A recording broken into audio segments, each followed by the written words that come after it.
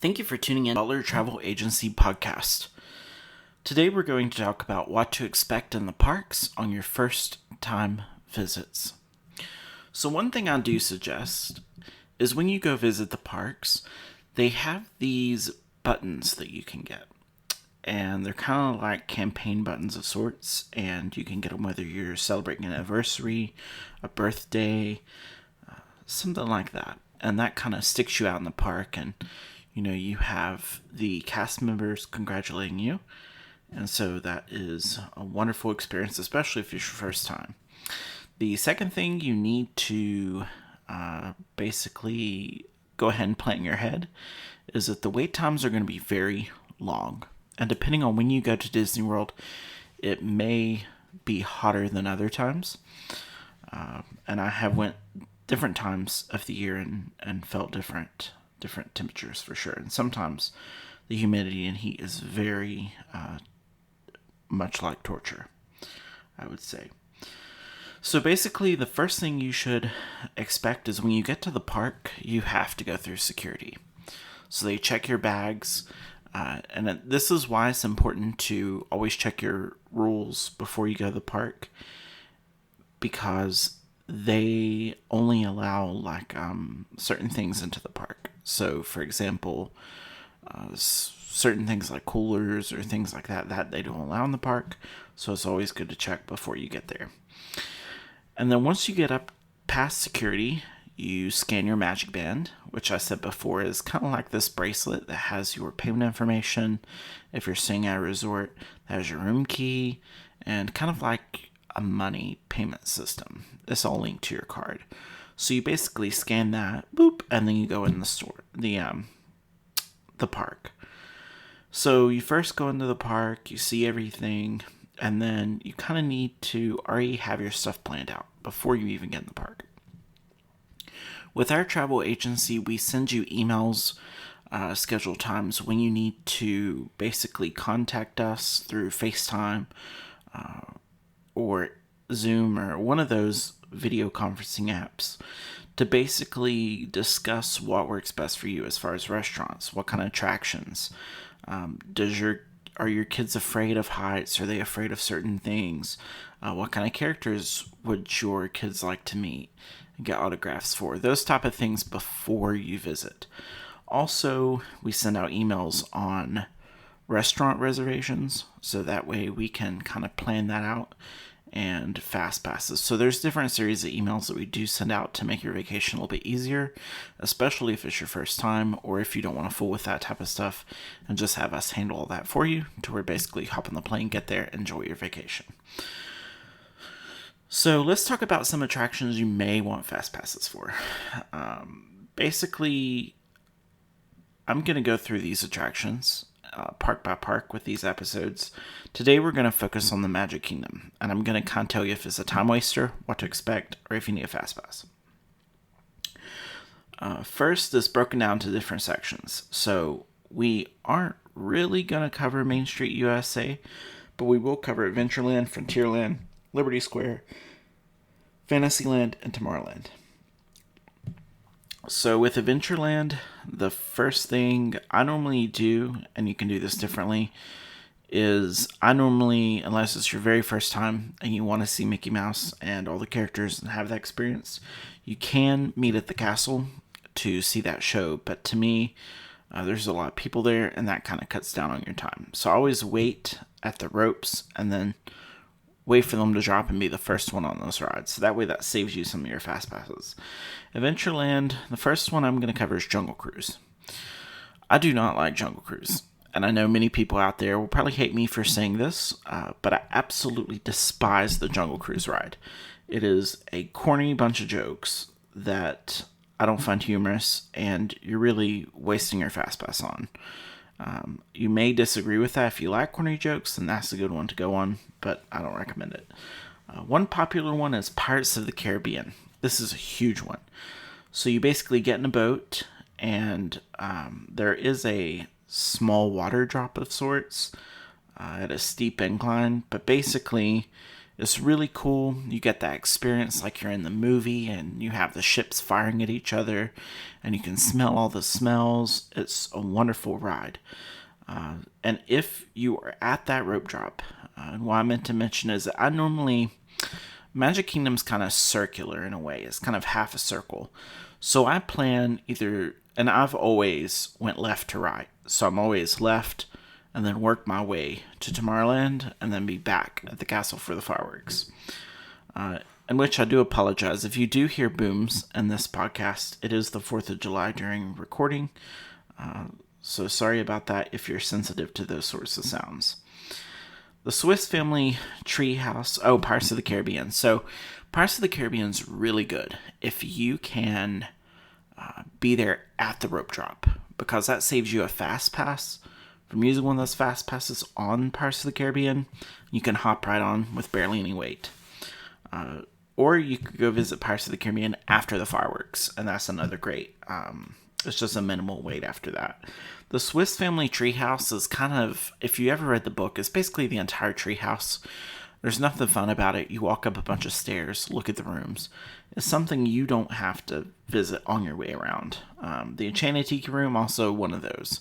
I love the Enchanted Tiki Room. Love to get me some Dole Whip, which is this pineapple sweet ice cream. Especially, I love pineapple upside down cake, and you can get that with the ice cream on top. So with the Enchanted Tiki Room, you basically have a bunch of birds and they're singing, but it's an older attraction. So that you don't have to worry about Fast Pass for it, and you always can come back around right before the castle to wait on those fireworks. So that's something to think about. Let's move on to the Magic Carpets of Aladdin. Everybody's seeing the commercials. It's the carpets that fly up and down. It's something for kids, but adults can enjoy it too. And the wait times for that can be very long, unless, again, you're there first thing that morning to hop on that ride. Next, let's talk about Frontierland, and that's basically the next land. We have Big Thunder Mountain Railroad. This is a huge attraction that you will want to consider having a fast pass for. The lines can be very long within the hours in the heat of the day with really no shade, and it's kind of like a Grand Canyon of sorts, so all that heat, it's just miserable. So that's definitely one you want a fast pass for. It's very fast, it's very bumpy, and there's kind of minor sharp hills and stuff like that, but it's definitely something that is I would classify as a wooden roller coaster, but that you definitely, again, want to have a fast pass for. Country Bear Jamboree, again, that's one of those old attractions. I'm going to be honest, I've never visited. I don't care for the country bears, so I've never done that. But this is something that's been there forever, and you don't need a fast pass for it. Frontier Shooting Arcade, same thing. Splash Mountain is definitely one, and I do want to say that during this episode, they're talking about changing Splash Mountain. So it may be closed at the time of your visit, or it may be something else, but basically, especially with this being new, I'm just going to go ahead and tell you this. You need a fast pass. There is no way I'd ride this ride without a fast pass. I would say within the next 2 years when they open. You want a fast pass. This is something that they're transforming so far when this episode was made into Princess and the Frog attraction.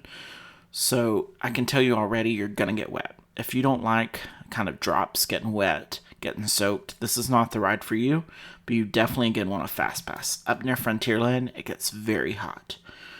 The next one on the list is Tom Sawyer Island. It's basically an island in the middle of the water. I've never visited again, just because I'm not a huge fan of Tom Sawyer. I'm not a huge fan of those type of things, but you can do this anytime during the day. It's not required of you to do it right away. And these are the things where I'm saying, it's kind of hit and miss. You really don't want to visit every single one on your way around. You want to visit the main ones, kind of what your family's targeted towards, and that we can help you with also. The Walt Disney World Railroad. I have a big surprise. For those who have have been to Dollywood, you may say, what is that? It's another theme park.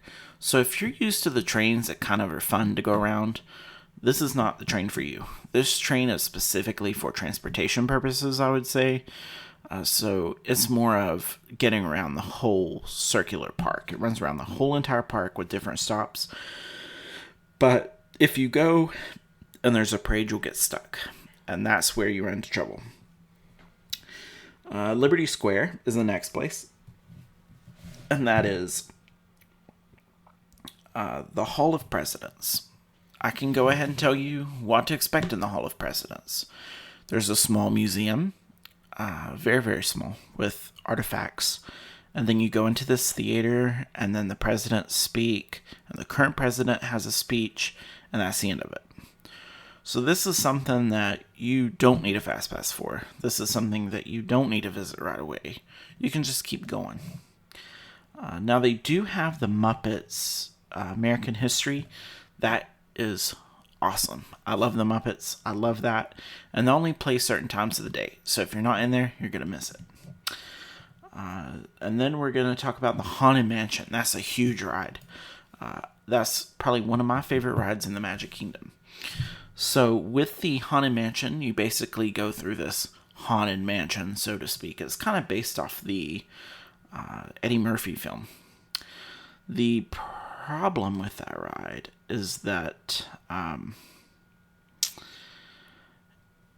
if you don't like going backwards in the dark, or if you don't, if you're scared very easily, and I would say extremely easily, that's one ride not to go on. And I mean that as in this ride is not scary at all.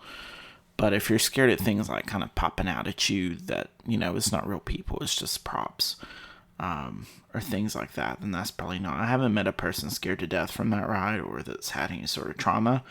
But the Haunted Mansion is a very long wait time ride. This is, again, an hour, 2 hours. It can be more than that. And this is where planning comes into effect, because you don't want to spend all day waiting on the rides in the hot sun, have to go back to your room. You kind of want to make it easy. And so when I normally visit and I plan it in this way, I'm normally by the Haunted Mansion at 11 a.m. So half the day is done. It's about half the park. So there's the Haunted Mansion. Again, a fast pass. Highly recommend. Highly. Liberty Square Riverboat. I wouldn't waste my time on it. It's something you can do, but it's something you don't have to immediately. Fantasyland. There's the Prince Charming Regal Carousel. That can get backed up. I'm going to go ahead and forewarn. If you have little children that loves carousels, they need to ride it. It's a very historic carousel. It was not originally owned by Disney, so it has been restored. But, I can tell you as a grown adult and a grown man, getting on that carousel of the day and just feeling the wind hit your face is the best thing ever. When you're dealing with 90-degree weather, that's hot sizzling pavement that you don't want to fool with. So it's nice to kind of plan around, kind of if you get too hot, go to the Hall of Presidents, kind of chill a little bit, kind of relax and cool down. And of course they sell water and refreshments and stuff in the park, or you can bring your own. And next, let's move to It's a Small World. This is a huge classic ride. It's a song that'll get stuck in your head. It's basically a river boat of sorts. Like, it's a very small boat. And basically you go through an indoor section of the, like a building. And then you just see these dolls dance, and they dance in different languages and sing. The original one was opened up in Disneyland, and they actually had different bodies of water that they poured into the attraction. So it's something cool. It's something that everybody enjoys. Again, it's kind of one of those things that you really don't have traumatic experiences from unless you're afraid of dolls. And that's probably not a good place to be. Then It's a Small World. That I would say it's not worth a fast pass. It can get long, but that's one of those where the queue is a little bit outside, but most of it's inside. So it's not that bad to wait 20 minutes for. And honestly, it's worth 20 minutes. The Mad Tea Party, we've seen all that on the ads too. The spinning teapots. Those I would recommend. If you have little kids, I rode on those when I was a little kid. I haven't rode on it since. I would say I would try not to use a fast pass on it just because there's ones here that you need and you're limited to how many fast passes you can use. The next one is the Mini Adventures of Winnie the Pooh.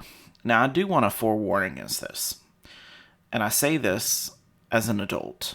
But the last time I went to Disney World, that was my first time riding this ride. And I would highly recommend it not for your children. Just because it may have poo in it. The way that the ride is made, it like goes in a dark... I don't know how to explain this. If you... if you're like in your late 20s, 30s, early 30s, and you remember the Winnie the Pooh movie with the Hussalumps and things, the elephants, and kind of the trippy sort of thing, that's what you're going to deal with here. And it's dark. It's a dark ride, kind of. So there's very dim light. And it's very rough, those carts are. They bounce up and down. It's kind of spooky. I don't really like that ride as an adult. And I know I've seen kids ride it, but again, if your kid's kind of freaked out at anything or that sort of thing, you probably don't want them to ride this ride. And you can always YouTube it to see, but you'll kind of see what I'm talking about. And it's really rough. Like when it's supposed to be Tigger and you're bouncing up and down, like it is very, very rough. So it's something you want to look into. And which in that one, if you do want to ride it, I'd probably suggest a fast pass just because of the queue. Peter Pan's Flight. This is one you definitely want a fast pass for. If your kids love Peter Pan, they want to ride it, you basically get a ship of sorts. And you're basically up to the ceiling, and it's like you're flying, and you can kind of see the whole story of Peter Pan in a very quick version. So it's a ride that only lasts, I would say, maybe 3 minutes or so. It's not very long. So I'd recommend in that case, if you love Peter Pan, go ahead and ride it. I've rode it several times, and I like it. Again, if it's mainly adults, you probably don't want to use a fast pass for it. Mickey's PhilharMagic. That is the best one that I like too. Basically, Mickey's PhilharMagic is this theater, and you get to wear 3 glasses. And it's kind of where you get to see the Disney characters, a majority of them, and it's a very short film, and kind of there's music that everybody should know from the movies. And then you kind of have that smell, like you can smell stuff, you can kind of feel things. So that's something to think about. Would I recommend a fast pass? No. That is okay to wait for. Under the Sea, Journey of the Little Mermaid. This is one where you basically get to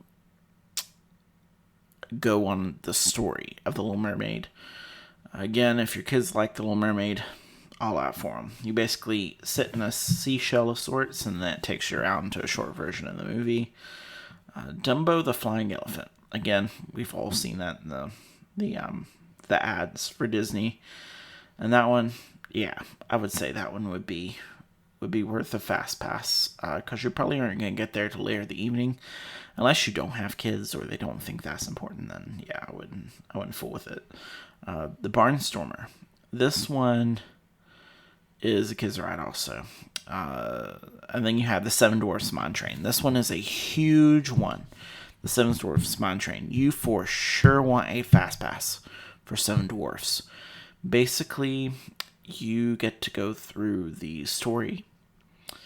Just like all the other rides, is all based on basically stories. Even if you go through the queue. Even Big Thunder Mountain Railroad has a story.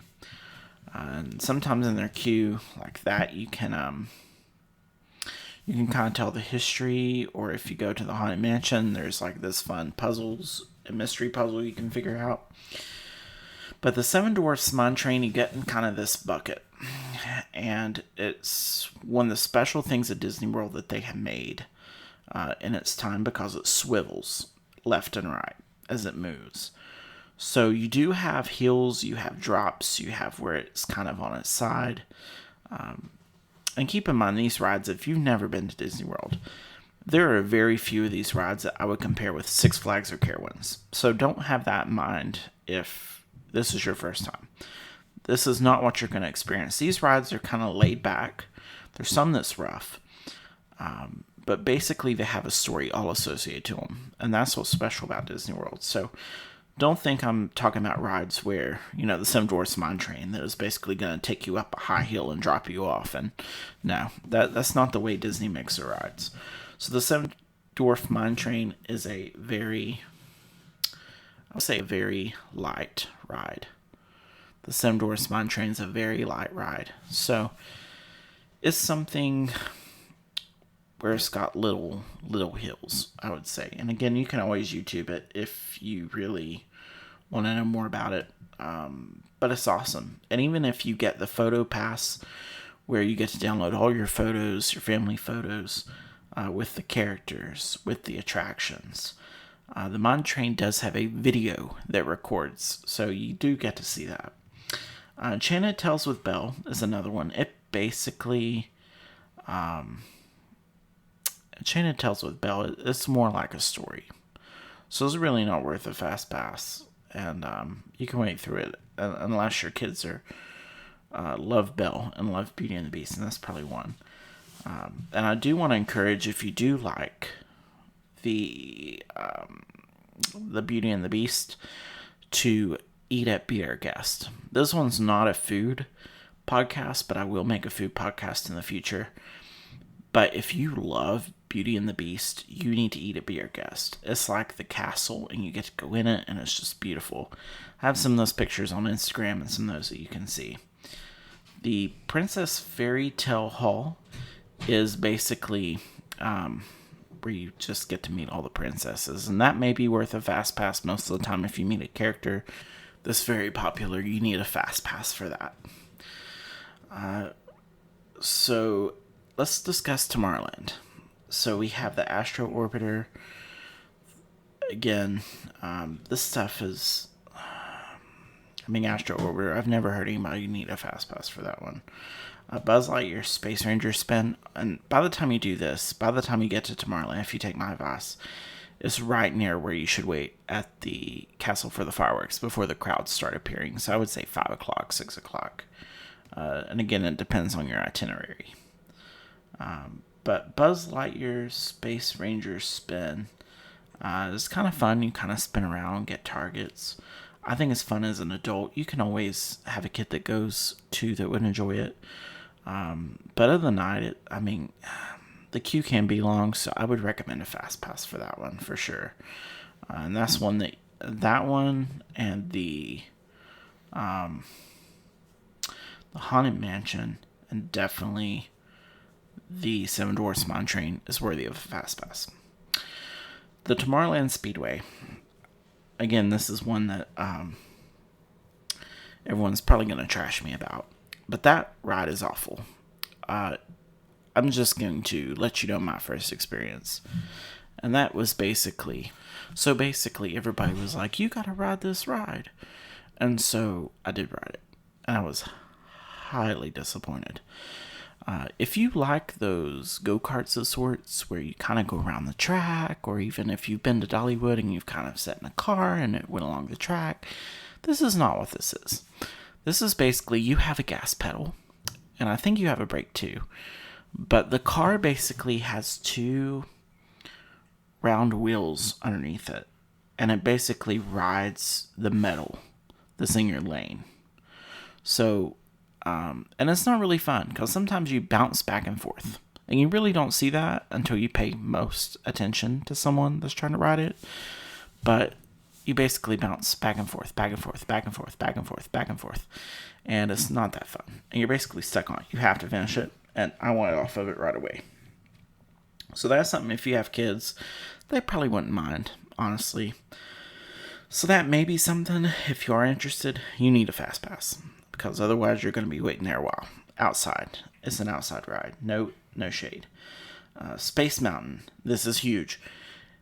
If you like thrills, this is a dark ride. Completely dark. You're going very fast. And it's all indoors. So you can't see where you're going. It's super fast. There's flashing lights. Everyone that I've seen get on that ride looks happy that they rode it. that's one you definitely need a fast pass for. Don't wait in the line. Get a fast pass. Tomorrowland Transit Authority People Mover. I rode that one time as a kid. I'm going to be honest. Again, that's one of those rides that's kind of outdoors, kind of indoors. If you need to waste time or something like that, that's something to think about. And you don't need a fast pass for it. The laugh floor, the Monsters Incorporated laugh floor, that one's basically where he tells jokes. So again, you want to go inside, don't want to fool with outside. Something to think about if you have kids. And the Walt Disney's Carousel of Progress, you do not need a fast pass for. Most of the time that has a very small wait time for it. And you basically just go inside and it does move. The theater does move. And it is from the World Fair in New York years ago. And it was moved from the Disneyland to Disney World from New York. So it's kind of old, but it shows you kind of what we've been through. You know, how we've evolved with technology and how we've evolved with our daily lives, how it's kind of made things a little bit easier. So that's something to think about. One thing you do want to think about when you're planning all this is when you book it through us on the Disney My Experience app, is basically you will see your schedule of all your fast passes. You'll see your schedule of your food reservations, which we'll talk about in another podcast. Places that I would recommend to go eat. You can also add shows that you would like to go see, character meet and greets you would like to see. So that way you can kind of pace yourself while you're in the park. And then the wonderful fireworks. That's one you don't want to miss. Used to, it was not that great at all. And this time it is huge. It's great. With the projections that's on the castle, it's just so beautiful with the fireworks and the lights, how they're synced. It's one you don't want to miss. It's one you want to get a good seat for. If this is your first time going, you don't want to miss it. I repeat, you don't want to miss it. It gets very crowded very easily. So I recommend, normally what I do is that I go get a cupcake from the confectionery and then I go sit near the castle, because if you can get in that middle part where that circle is and you can sit down, it's a perfect spot. But you're going to spend a while sitting there. And I would say I normally sit there starting at about like 6 or 7 o'clock. You can view it from other places. You can view it on down Main Street. But it gets a little bit chaotic when they start basically taping off sections, and then they kind of have to route you, or you might have to go down the sidewalk, or you might have to go another way. Then it gets chaotic. But after the fireworks are over, some people don't know this, but you can still go in the park up until the time that they close. So you can hop on those attractions that you didn't have a fast pass for. So you could always hop on Pirates of the Caribbean. You could also hop on Big Thunder Mountain Railroad if you want to ride in the dark. So there's different things to do. There's different things to experience. Don't forget the parades. Don't forget the meet and greets. There's a lot to do. And this is where our travel agency comes into effect. So basically, it does not cost you more to go through me. It doesn't cost you more to go through Butler Travel Agency. Basically, travel agents make commission. So you're paying the same price as you would with Disney. And that's who we go through. So that's where your credit card goes through, your debit card that has your name on it. It all goes through Disney. And Disney is really good. And they basically require a down payment of $200. Or it could be more. But most of the time it's $200. And you have up until about a month and a half before you leave to pay it in full. So that's something to think about. If you really want to do it, you really want to have that payment schedule. Sometimes I don't have the availability to make payments. So, and what I mean is if you just want to go to another hotel and you want to get your tickets, that stuff's required up front. Sometimes a hotel will let you pay once you get there. But with Disney that I am allowed to book through, you can make payments. And we can make payments securely. So this is something basically where you contact me, I get your quote together, I find out what kind of things you want to do, and then we kind of work virtually up until that time, and you'll get emails on scheduling, and we can get all that scheduled and basically plan everything. That way you have your fast passes, you have where you want to go eat, you can have your whole day planned, and then once you get there you can hit the ground running. So this is something to think about. It's a free quote.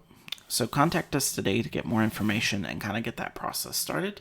And until then, check back next week for another episode on Fast Pass attractions, and we'll cover the next park. And until then, if you have any questions, please feel free to contact us at contact@butlertravelagency.com or visit us online at butlertravelagency.com. Or you can visit our Facebook at facebook.com/butlertravelagency. And you can reach us through, we have a contact phone, we have an email, we have our Facebook Messenger. So all those you can contact us with, and we'll be glad to help you. Thank you so much, and we will talk to you next week.